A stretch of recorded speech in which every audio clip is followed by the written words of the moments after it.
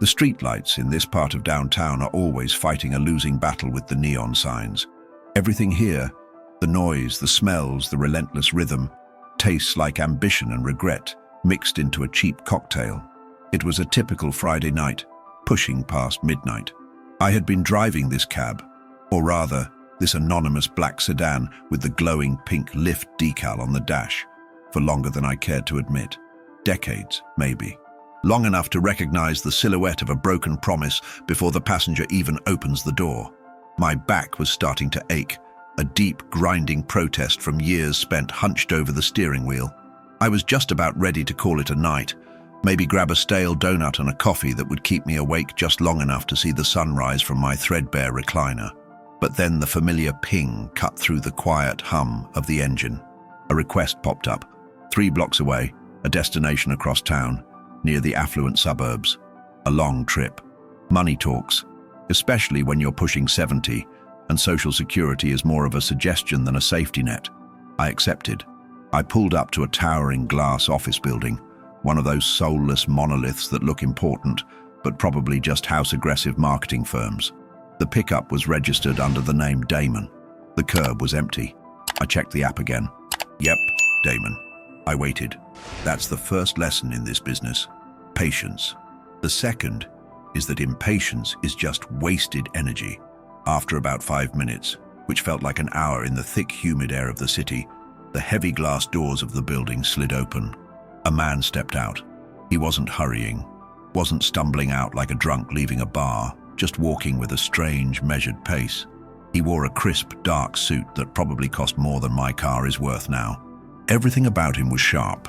The line of his jaw, the cut of his hair, the deliberate way he held a leather briefcase clutched tight against his side.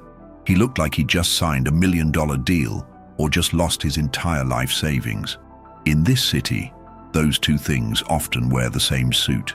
He reached my back door and paused, his hand hovering over the handle for a long moment, like he was debating turning around and walking straight back into the void of the office building. That hesitation, that little moment of internal conflict before committing to the ride, always gets my attention. It tells you something is up. People getting into my car late at night are rarely just going home. They're running towards something, or perhaps running away. He finally opened the door and slid in, the scent of expensive cologne and something else, something metallic like fear or exhaustion, filling the small space. He didn't make eye contact. He didn't even look up at the rearview mirror where I was trying to get a read on him. He just stated his destination in a low, almost husky voice, his tone flat and without inflection. 4800 Greenbrier Lane. Please take the scenic route. Scenic route, I repeated, my eyebrows raising slightly. That address was deep into the quiet, winding streets of the biggest houses in the county. That adds about 20 minutes, maybe more, depending on the lights this time of night. He didn't argue or protest the cost, which usually happens. He just nodded, his gaze fixed on the cityscape blurring past his window. I know. I need the time. All right, Mr. Damon, I said, putting the car into drive. I always use the name. It's a subtle thing, acknowledging them. Sometimes it's enough to crack the shell. Scenic route it is. Plenty of time to think then. The first 15 minutes of the drive were swallowed by silence, the kind of oppressive silence that feels heavier than conversation. I tried the usual old man driver small talk, just to break the tension, the polite, meaningless chatter about the weather or the traffic. Looks like this rain is finally going to hold off, I offered, glancing at him in the mirror. He grunted, a sound that wasn't quite agreement or disagreement, just acknowledgement of sound. Long day at the office, I take it? I pushed gently. It was the briefcase. You don't carry a briefcase at this hour, unless you were either the last one working or the only one who didn't want to leave. This time, he finally responded, a breath escaping him that sounded like air being released from a stretched balloon. The longest. Yes. His eyes were bloodshot and he kept rubbing his thumb against the leather of the briefcase with a nervous, repetitive motion. He looked like a man standing on the edge of a great precipice, trying to decide if he should step forward or step back. The air thickened again. This was the moment I started to feel the pull, the emotional gravity well, that some of my late-night fares carry with them. Something was wrong. Terribly wrong. This wasn't just a tired guy going home. This was a man confronting a reckoning. I decided to stop talking. Sometimes the best thing you can offer a passenger is the luxury of quiet anonymity, the illusion that they are alone. I focused on the road, watching the lights change from the harsh, chaotic yellow of the city to the softer, dispersed glow filtering through the trees of the wealthier neighborhoods. The scenic route was taking us past the waterfront, where the mansions sat like sleeping behemoths, their perfect lawns rolling down to the black water. Damon leaned his head against the glass. He didn't seem to be looking at the view, though. He seemed to be looking through it. His chest rose and fell in a sigh that was so profound, so utterly defeated, it actually made me flinch slightly. It was the sound of a heavy burden finally being set down. I saw his reflection in the mirror then, clearer than before. There was a faint sheen of sweat on his forehead, and he was crying. Not sobbing, not making a scene, but two silent, heavy tears were tracking paths through the exhaustion on his face. The emotional stakes in the car were rising rapidly now. I could feel my own heart rate pick up, that old instinct kicking in. I've seen tragedy unfold in my back seat more times than I care to count, but this was different. This felt immediate, like an explosion held in check by sheer will. I cleared my throat, keeping my voice low and steady. "Rough night, son. Anything I can do? Pull over for a minute?" He shook his head quickly, almost violently. "No. Keep driving. Just keep driving." He sat up straight then, reached into the inner pocket of his jacket, and pulled out a thick, off-white envelope. It wasn't a standard business envelope. It was the kind you see in old movies, thick paper sealed with wax or a heavy flap. He held it, turning it over and over in his hands, just like he had done with the briefcase. "I don't know why I'm telling you this," he whispered, his voice catching. "I don't know you, but I need to say it out loud to someone who won't remember my name by morning." Now we were getting somewhere, the confession stage. This is the part where you become a therapist, a priest, and a confidant, all rolled into one weary old driver. I kept my eyes on the winding road ahead, signaling to him with my silence that the floor was his. "This ride," he continued, taking a shaky breath, "this is the last trip. For me, I mean. It's all over." I waited. The silence was agonizing, yet necessary. He looked down at the envelope, then placed it carefully on the seat next to him, away from the briefcase. That's for you, driver. For the ride. For the scenic route. Don't open it until I'm gone." He paused again, swallowed hard, and then added a line that chilled me to the bone, a line that flipped the entire atmosphere in the car from sadness to something akin to genuine panic. "And driver, if you do open it and you decide to call the police, tell them I said sorry." My grip tightened on the steering wheel. Police? What the hell was in that envelope? Or worse, what had he just done? The address on Greenbrier Lane suddenly felt less like a destination and more like the end of a very dark road. My mind was racing, trying to put the pieces together. The expensive suit, the late hour, the panic, the briefcase, the tears, the cryptic apology, and now this ominous, sealed envelope. We were still 5 minutes away from his drop-off, and the tension had peaked. I had to maintain my composure. I had to hear the rest. The narrative crescendo had hit its first major peak, and now it had to accelerate. "I won't call the police unless I have a good reason, Damon," I said calmly, navigating a sharp turn onto a quiet, tree-lined street. "But you're scaring me. What is this about?" He closed his eyes again, shaking his head slowly. "You'll see. Just remember the scenic route. It bought me time. And time is everything, isn't it?" The man's fate, whatever it was sealed in the moment he handed me that envelope. I knew it. The car pulled up to a massive wrought iron gate in front of the 4800 Greenbrier Lane. He quickly reached over, opened the door, and stepped out before I could even stop the meter, leaving the briefcase and the terrifying thick envelope on my back seat. The heavy iron gates of 4800 Greenbrier Lane started to slide open automatically, letting Damon slip inside. He didn't look back. He didn't wave or nod an acknowledgement.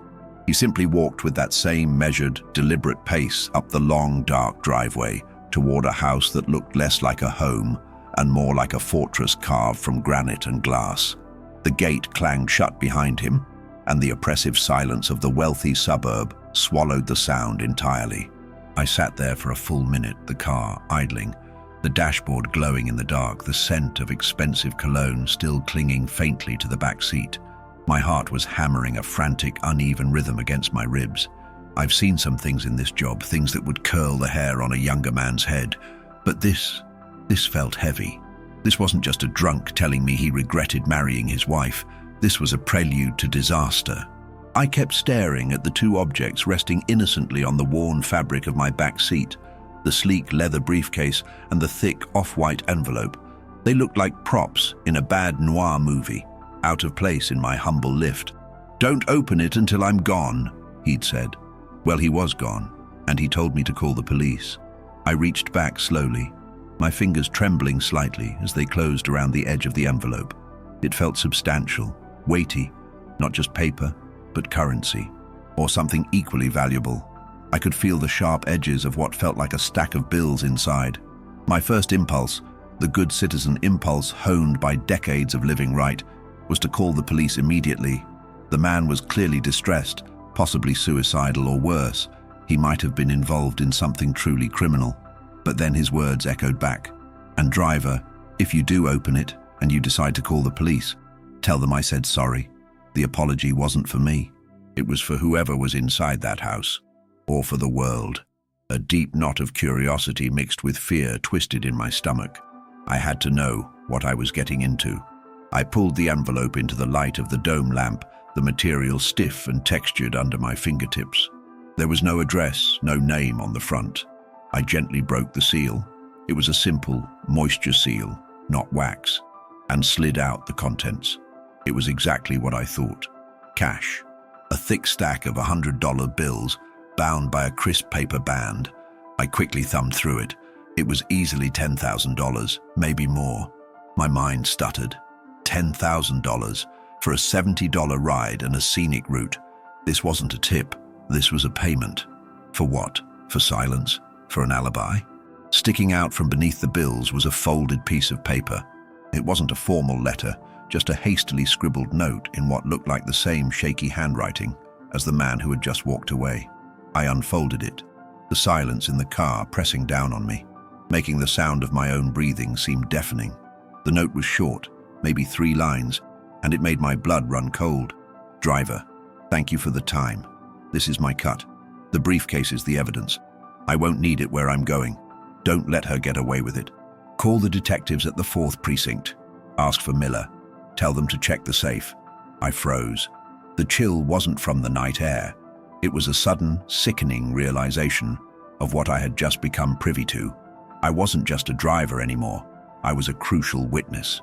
I was holding $10,000 of what he called his cut, and sitting next to me was the evidence. The emotional crescendo I felt earlier, the sadness, the panic, now shifted violently into pure adrenaline-fueled dread. I looked at the briefcase. It wasn't just an accessory, it was a Pandora's box. I reached over again, my hand hesitating, much like his had hesitated on my car door handle earlier. I gripped the cold leather. It was heavy, much heavier than a normal briefcase should be, and it was locked. A small, silver combination lock was set into the clasp. Of course, it was locked. He wouldn't just leave a smoking gun lying around with the key. My mind raced, trying to find a loophole. I briefly considered putting everything back and driving away, pretending I never saw Damon, never took the ride. But the $10,000 was scorching my palm, a tangible, unforgiving piece of evidence that tied me directly to him. Besides, the note, "Don't let her get away with it," lodged itself in my conscience like a shard of glass. I am an old man, perhaps, but I still believe in right and wrong. I needed to see what was in the briefcase. I had to understand the scale of the disaster before I called Detective Miller at the 4th precinct. My fingers traced the numbers on the combination lock. I had no idea what it was. A birthday? An anniversary? The date of a crime? I looked up at the huge house, still silent, still imposing. I imagined Damon walking into that silence, his reckoning playing out behind the heavy walls. The man was clearly setting up a confession, a final act of justice or spite against the her mentioned in the note. The thought of what might be happening inside that granite fortress spurred me to action. I fumbled with my phone, not to call the police yet, but to call my friend, Sal. Sal runs a legitimate auto body shop, but he has a very flexible skill set from his younger days in Brooklyn. If anyone knows how to open a locked briefcase quickly and cleanly without drawing attention, it's Sal. I pulled the car forward slowly, out of view of the gates and the house, down the curving street until I found a dark, secluded spot under the cover of a massive oak tree. The feeling of being watched was overwhelming, a psychological pressure cooker. I was sitting on a massive secret, 10 grand in my lap, and a mystery box on the seat. I dialed Sal's number, my voice tight and low. "Sal, listen to me. Don't ask questions. I need a favor, big favor. Are you awake?" Sal's voice, rough and sleep-addled, answered. "Jimmy? What the hell? You sound like you saw a ghost. You're not calling about a flat tire, are you?" "No flat tire, Sal. It's a briefcase. It's locked. I need it open. Now. I'm out in Greenbrier Lane. I'll meet you at the old gas station on Route 9, the one that closed down. 20 minutes. Greenbrier? Geez, Jimmy, what are you hauling, gold bars?" Sal grumbled, but I heard the telltale sound of him getting out of bed. The years have taught him that when I call in the middle of the night, it's serious. "Something like that, Sal. Just be there. And bring whatever you use for a tight, clean job. I need to know what I'm holding before the sun comes up." I hung up, the feeling of urgency now fully in control. The money meant nothing. The note and the briefcase meant everything. This was no longer a late-night shift. It was the start of an investigation. Damon had made me an accomplice to his confession, and now I was committed. I put the car in drive, accelerating out of the silence of the suburbs toward the neon-scarred reality of the city. The ride to meet Sal was the longest 20 minutes of my life. Every shadow a potential cop car, every glint of light a threat. I needed to see inside that briefcase before I could decide whether Damon was a victim, a criminal, or a dead man walking. The emotional pace had shifted from passive observation to active, high-stakes decision-making. The fear was acute, but underneath it, a fierce need for the truth was burning. The old, defunct gas station on Route 9 was a perfect rendezvous point. It was permanently shrouded in shadow, far enough off the main thoroughfare to be ignored, but close enough to access quickly. I pulled my sedan up beside Sal's battered pickup truck. He was already leaning against the hood, a thick canvas tool roll tucked under his arm, looking exactly like the kind of man you'd call when you needed a problem solved discreetly and without paperwork. Sal, a man whose face looks like a crumpled roadmap of bad decisions and good intentions, didn't waste time on pleasantries.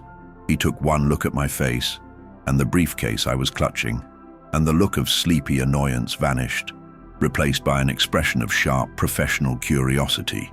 "Jimmy, you look like you just robbed a bank," he muttered, opening my back door and surveying the crime scene.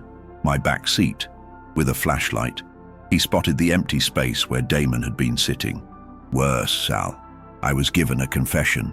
This is the evidence," I whispered, holding up the briefcase. He took the leather case from me, his movements practiced and efficient. He ran his fingers over the lock, examining the mechanism under the focused beam of his light. "Nice lock. Expensive, but not smart. They never are."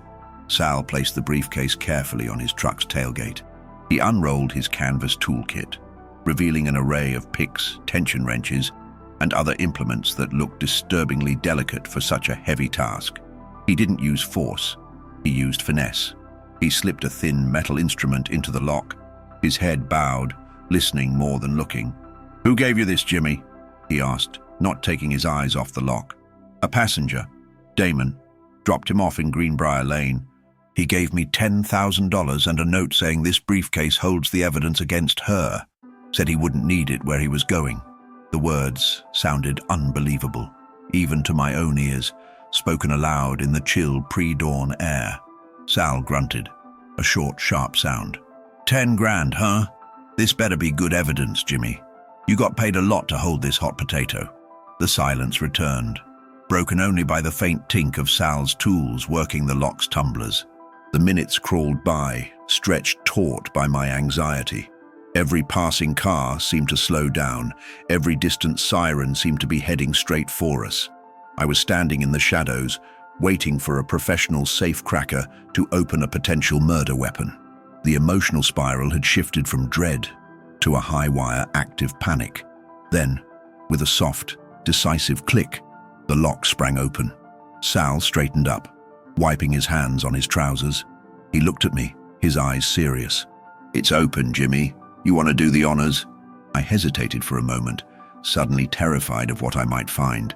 This was the moment of no return. Once that briefcase was open, my life, Damon's life, and the life of her would be irrevocably linked. I took a deep breath, braced myself, and flipped the clasps. The inside was lined with soft, deep red velvet. It was not empty. My first expectation, a gun, a stack of bonds, a hard drive, was wrong. Inside, neatly organized, was a massive stack of printed documents, bank statements, official-looking letters with corporate logos, and pages upon pages of spreadsheets. But resting right on top, commanding all the attention, was a single item, a small, dark blue velvet jewelry box. I reached for the jewelry box first. It was heavy, indicating solid metal inside. I flipped the lid. Lying on the white silk lining was a diamond necklace. It was breathtaking. The main pendant was a single, flawless-looking diamond, maybe 6 or 7 carats, surrounded by a delicate lattice of smaller stones. It looked like the kind of piece you only see in museums or on celebrity necks. "Holy cow," Sal breathed, leaning in. "That's not costume jewelry, Jimmy. That's the real deal. Enough for a down payment on a house right there." But the necklace wasn't the evidence. It was just a distraction, or perhaps a clue about her. I pushed the box aside and focused on the documents. I grabbed the top document, a 2-page letter addressed to Damon. It was a formal communication from a law firm, Sullivan and Reed, LLP, dated just 3 days prior. The subject line read, "Re. Notice of termination and pending internal audit findings." I scanned the contents quickly, my eyes darting over the dense legal jargon. The emotional tension shifted again, from the personal panic of a potential crime to the cold, hard dread of corporate espionage and financial ruin. Damon wasn't a killer. He was a thief, or rather, an embezzler. The letter stated in no uncertain terms that Damon had been terminated from his position as chief financial officer of a major investment firm. The reason? A complex pattern of financial irregularities and unauthorized transfers of corporate funds, totaling, according to the document, over $25 million over a 3-year period. The firm was preparing to go to the authorities and press criminal charges. Damon was finished. The spreadsheets underneath confirmed it. Rows and columns detailing shell companies, offshore accounts, and staggering wire transfer amounts. It was a meticulously built record of a man who had systematically plundered his company. But then I saw the last page tucked at the very bottom, a personal handwritten note from Damon, folded neatly in half, distinct from the legal papers. I picked it up. "If you're reading this, driver, you have the full story. The police will focus on the money, but the money is meaningless. The truth is in the necklace. It was her leverage. She knew everything. She orchestrated it all. She used her position, her trust, to force me into this. She took half, and she framed me for the rest. I couldn't live with the shame, but I won't let her walk free. The necklace is the only thing that proves her involvement. It was her payment, her promise. Detective Miller will know what to do with it." The final piece of the puzzle snapped into place, bringing the emotional pitch to a boiling point of clarity and moral obligation. She wasn't just a partner, she was the architect. Damon hadn't been running away from the law. He had been running from the consequences of being blackmailed or manipulated. The scenic route was his last chance to set the record straight, to turn the tables on the person who had destroyed him. I looked at Sal, whose face was illuminated by the evidence. Millions in fraud, a terrified confession, and a diamond necklace that was a key to a conspiracy. "Sal," I said, my voice barely a steady whisper, "Damon wasn't the bad guy. Not entirely. He was set up or coerced. This," I tapped the briefcase, "is a $25 million confession. And this," I pointed to the necklace, is the proof that his wife, or partner, was the mastermind. The her he mentioned. I closed the briefcase, the sound a final, decisive click. I can't drive away from this, Sal. Damon trusted me with his last moments of sanity. I need to call Detective Miller, now, and that 10 grand. It's going to a bail fund or a restitution fund, but it's not mine. This is bigger than any fare I've ever taken. The dread was gone, replaced by a grim determination. The story had become my mission. The cold air of the pre-dawn was now charged with urgency. With the briefcase secured and the enormity of the situation settled, the nervous energy that had driven me to Sal's garage was replaced by a singular focus. Detective Miller, 4th Precinct. I thanked Sal, who was now looking at me with a mix of awe and worry. "Be careful, Jimmy," Sal warned, his voice low. "If this her is connected to this kind of money, she ain't playing checkers. She's got resources." "I know, Sal, but the old man is gone, and this evidence needs to see the light," I responded, gripping the briefcase handle tightly. I left Sal with the promise of a full explanation later and pulled out of the abandoned gas station, heading straight toward the city center. I decided not to call 911. Damon hadn't asked for an emergency response. He had asked for a specific detective. That meant he wanted a focused, directed investigation, not a generalized patrol response. I pulled over just outside the precinct house, a grim, concrete building that looked exactly like the administrative core of urban justice. I took a deep breath, checked the rearview mirror one last time, my eyes lingering on the empty back seat, and called the main number for the 4th Precinct. A weary-sounding woman answered. "4th Precinct? Yes, I need to speak to Detective Miller. It's urgent. It's about the Damon case," I stated, using the last name of my passenger, knowing that the mention of a potential case would cut through the bureaucracy. There was a brief silence, then a few clicks as she transferred the call. The phone rang 3 times before a gruff, alert voice picked up. "Miller, who is this?" "My name is James. I'm a driver. A Lyft driver, actually. I just dropped off a man named Damon at 4800 Greenbrier Lane. About 30 minutes ago," I started, trying to keep my tone steady and professional, laying out the facts like police evidence markers. "Damon?" The detective's voice sharpened instantly. "Wait, hold on. Damon who? Do you know his last name?" "No, sir, just Damon. But he left something behind, something he specifically asked me to deliver to you. He gave me a note, Detective. It mentioned the safe at that address and said he wouldn't need the evidence where he was going." The other end of the line went completely silent for a beat. The air crackled with unspoken realization. "Driver, where are you right now?" "I'm outside your precinct. I have his briefcase and a note, and a diamond necklace." I knew throwing in the necklace would solidify the seriousness. "Don't move. Don't open that briefcase again. Don't touch anything. I'm coming out now. Don't hang up the phone." I waited, my phone glued to my ear, listening to the muffled sounds of the precinct office. Less than a minute later, the heavy glass door of the building burst open, and a man, mid-50s with a tired face, but eyes that were suddenly wide awake, strode quickly toward my car. He was wearing a rumpled suit jacket and carried a coffee mug like a weapon. He didn't have a badge out, but there was no mistaking the coiled intensity of a career investigator.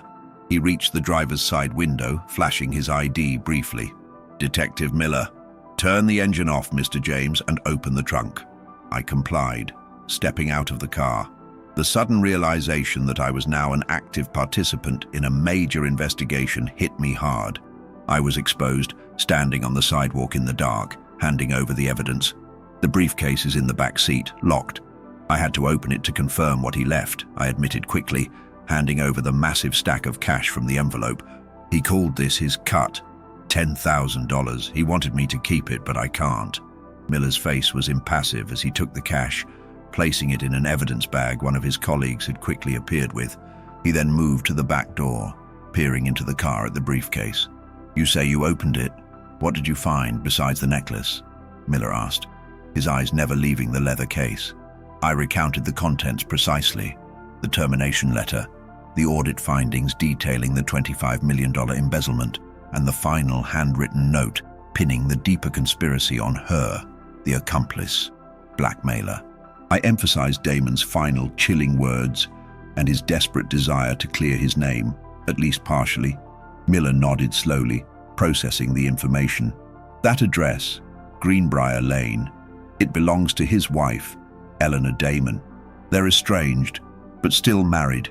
She was listed as an associate director at the same firm. The connection was established.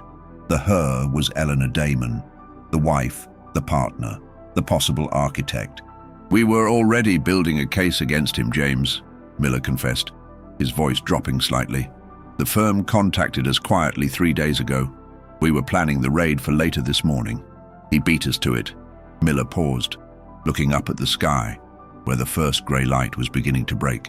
"We need to get to that house, now, and we need to secure this evidence officially."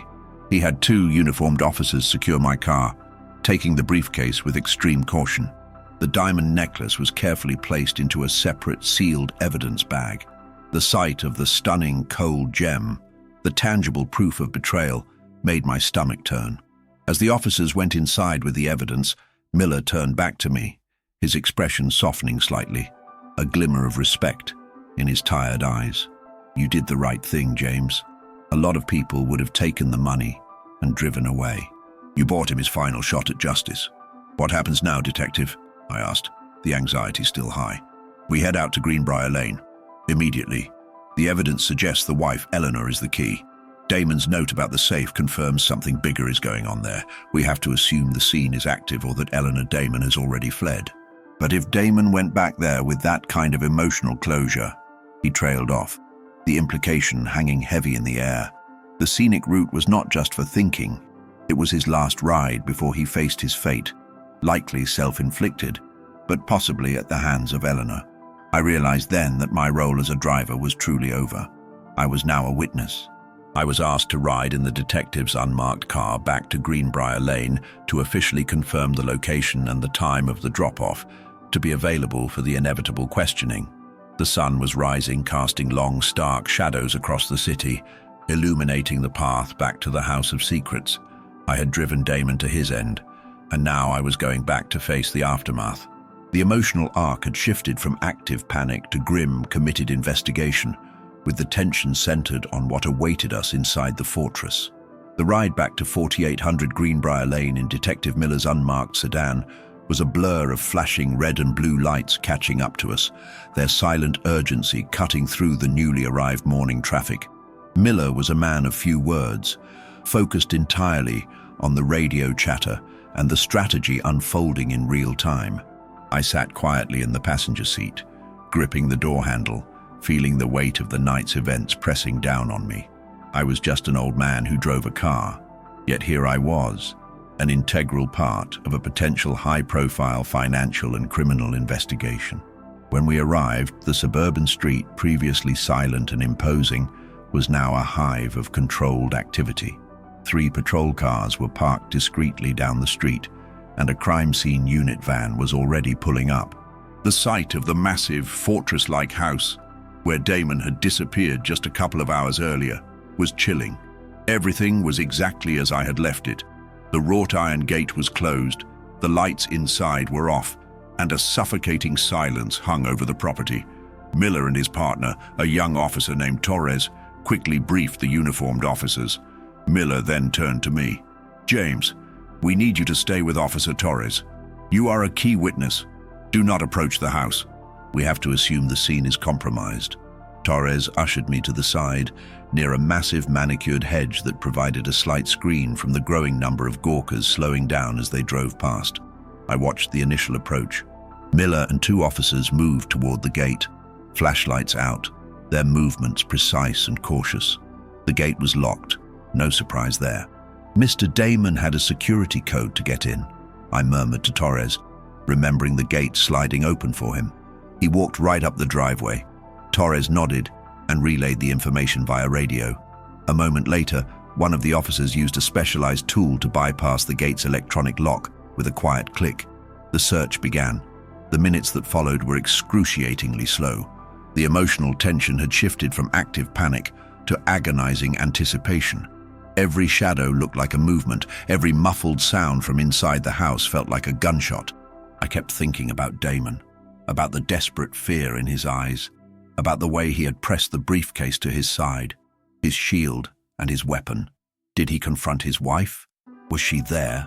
Did he carry out the fate he seemed to imply? Finally, after what felt like an hour, Miller emerged from the house, walking backward and signaling vigorously to the crime scene unit. His face was grim, confirming my worst fears. He walked directly over to me, pulling me farther away from the house, his voice low and solemn. "We found him, James," Miller said, his eyes avoiding mine, "in the master bedroom upstairs. Self-inflicted, just like we suspected. He used a small handgun." A wave of profound sadness washed over me. Damon, the man who paid me $10,000 and a monumental secret for a scenic route, was gone. The scenery, the time to think, had been his final goodbye. "Did you find Eleanor?" I asked, my voice barely above a whisper. "The wife is gone. The house is empty except for Damon. But it's not an ordinary empty," Miller stated, emphasizing the word. "The safe is open, empty, and wiped clean. The master closet is stripped. Her side of the bathroom is cleaned out. She's gone, James. She fled, likely sometime after Damon was dropped off, or possibly earlier, anticipating his return." "But the note," I pressed. "He said the necklace would prove her involvement. He said to check the safe." Miller ran a tired hand over his jaw. "The note was his last Hail Mary. It was his final attempt to set the record straight. But she's smarter than he gave her credit for. She knew he had evidence, maybe even knew about the briefcase. She took everything else she needed and cleared her trail. She left Damon to take the fall for the full $25 million. The injustice of it burned. Damon had been humiliated, ruined, and then successfully framed by his own wife. He died believing his final desperate act would expose her, only for her to have already anticipated his move. The emotional state was now one of profound bitterness and a deep sense of moral defeat. "But the necklace," I insisted. "We have the necklace, detective, and the full accounting in the briefcase. That proves she was a part of it, that she got a cut." "It does," Miller conceded. "It proves conspiracy, but it doesn't tell us where she went. We have the physical evidence, James, thanks to you. Now we have to use it to hunt her down. This diamond necklace, the single piece of evidence that wasn't electronic or paper, that he couldn't put in the safe. That's what she left behind, and that's the only mistake she made." Miller paused, looking back toward the cold, impressive house. She must have thought the necklace was safe with him, perhaps too bulky to carry in his coat, or maybe she never realized he left it in the briefcase.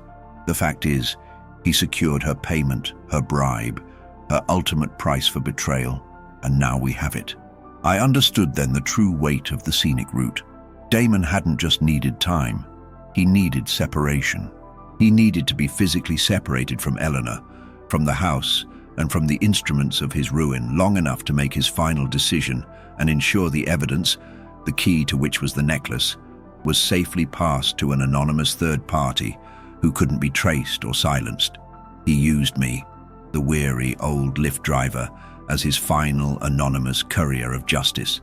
The thought brought a strange, complex mix of sadness and pride. "So, what's next for me?" I asked. Miller looked at me kindly. "We'll need a full signed statement, James. Every detail of the ride, the note, the briefcase contents, and the $10,000. You'll be a material witness, but your job is done. You delivered the evidence. You did a good thing." I watched as the forensics team, clad in white suits, finally moved past the gate. The sun was fully up now, bathing the silent, cold house in revealing light. The fortress held no secrets for me anymore. I had the truth, and the emotional climax had been reached. The tragic fate of Damon, the escape of his betrayer, and the critical role I played in the entire devastating drama. Now, it was time for the quiet, difficult work of putting the pieces on paper and letting justice run its course. The rest of that morning was a grueling marathon of detailed statements and endless cups of lukewarm coffee at the precinct. I went over the ride, the conversation, the note and the contents of the briefcase again and again, until Damon's husky voice and the image of that brilliant, devastating necklace were burned into my memory. Miller ensured that the $10,000 was properly logged as evidence of the conspiracy, acknowledging that it was Damon's desperate attempt at a final payment for a service rendered, the delivery of his truth.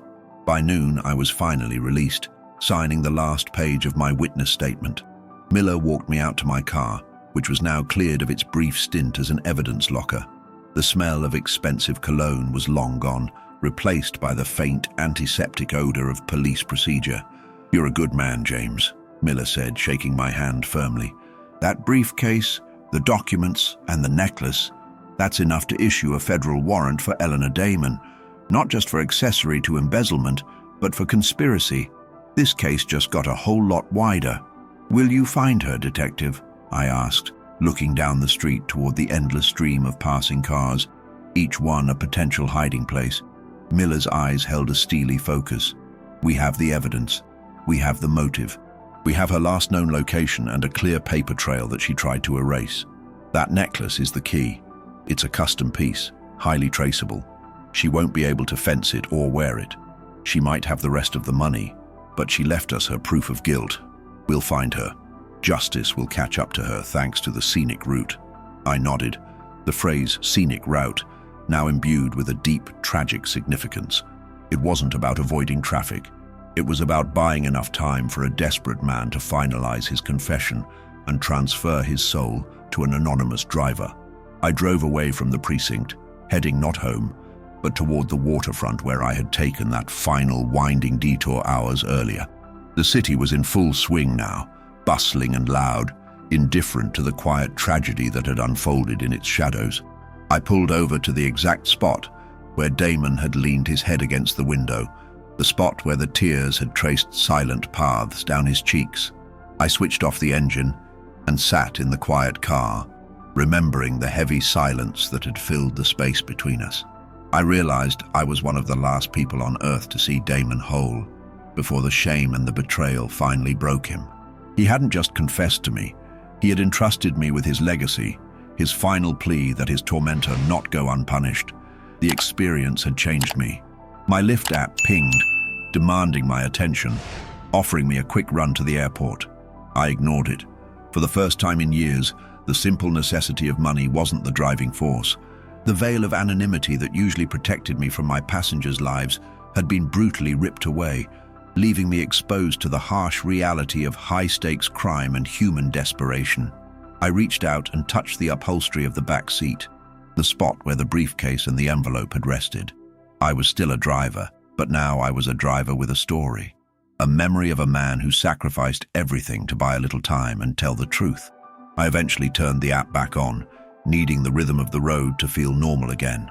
The very next request was a short run to a coffee shop. I accepted, as a middle-aged woman with a yoga mat climbed into the back, checking her phone. She gave me the usual distracted greeting. "Good morning," she chirped. "A bit slow out here today." "Yes," I replied, pulling away from the curb. "But sometimes slow is exactly what you need. It gives you time to think, time to see things you might otherwise miss." She didn't quite catch the meaning, of course, just nodding politely. She saw an old man driving a Lyft, but I knew better. I knew that every person who got into my car was carrying a briefcase of their own, some light, some heavy, and every mile I drove was part of someone's story. The memory of Damon, his tears, his courage, and his final terrible instruction didn't vanish. It settled into the deep, quiet place where all my untold stories reside. A constant reminder that sometimes the most important passenger you pick up isn't going to a destination, but is simply passing on a truth.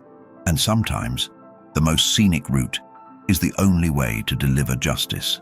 I drove on, ready for the next ping, the next face, the next silent confession. The road, after all, goes on forever.